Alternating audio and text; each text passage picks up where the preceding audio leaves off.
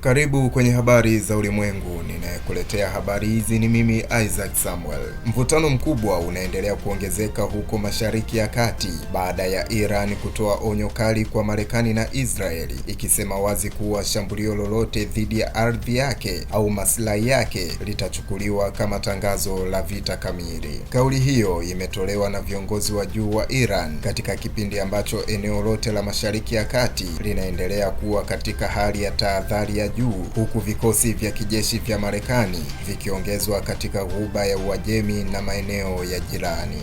Iran imeeleza kuwa haitavumilia mashambulizi ya moja kwa moja wala kupitia makundi ya washiriki wake, ikisisitiza kuwa itajibu kwa nguvu zote endapo itahisi kutishiwa. Kwa upande wa Marekani, serikali imethibitisha kuimarisha ulinzi wa wanajeshi wake na washirika wake katika kanda hiyo, ikisema hatua hizo ni za kujihami na zinalenga kuzuia machafuko zaidi. Israeli nayo imeongeza tahadhari za kiusalama, huku vyombo vya habari vya kimataifa vikieleza kuwa jeshi lake lipo tayari kukabiliana na mashambulizi yoyote yanayoweza kutokea kutoka Iran au makundi yanayoungwa mkono na Tehran.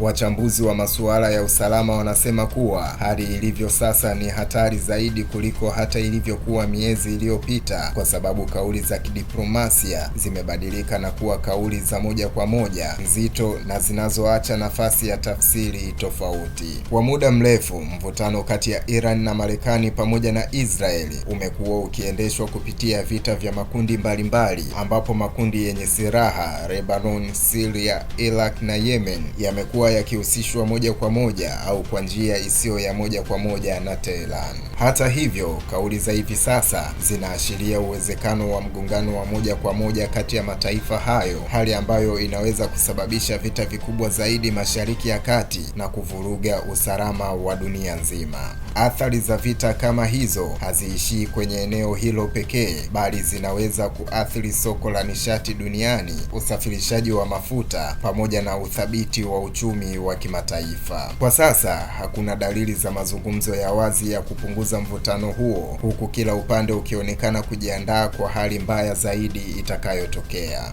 Hali hii imezua hofu mpya kwamba Mashariki ya Kati inaweza kuwa karibuni kuingia katika awamu mpya ya mzozo mkubwa wa kijeshi. Swali lililobaki ni kama diplomasia itapata nafasi ya mwisho au kama onyo hili la Iran litakuwa mwanzo wa ukurasa mpya wa vita ambavyo madhara yake yanaweza kuvuka mipaka ya kanda hiyo. Hiyo ndiyo hali ya mvutano kati ya Iran, Marekani na Israeli, mvutano unaoendelea kuibua wasiwasi mkubwa duniani. Mimi ni Isaac Samuel na hii ni Vision TV.